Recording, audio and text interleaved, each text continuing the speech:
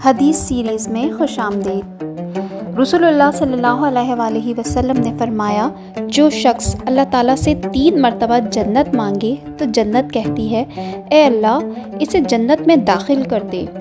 جو شخص 3 مرتبہ جہنم سے پناہ مانگ لے تو جہنم کہتی ہے اے اللہ اسے جہنم سے بچا لے۔ اسی لیے روزانہ کم سے کم 3 مرتبہ یہ ضرور کہیے گا، اللہم انی اسألک الجنہ، اور 3 مرتبہ یہ ضرور کہیے گا، اللہم اجرنی من النار۔ رسول اللہ صلی اللہ علیہ وآلہ وسلم جب گھر تشریف لائے تو روٹی کا ٹکڑا گرا ہوا دیکھا۔ آپ صلی اللہ علیہ وآلہ وسلم نے اسے اٹھا کر صاف کیا اور کھا لیا اور فرمایا، اے عائشہ عزت دار چیز کی عزت کرو، جب اللہ کسی قوم سے رزق چھین لیتا ہے تو واپس نہیں کرتا۔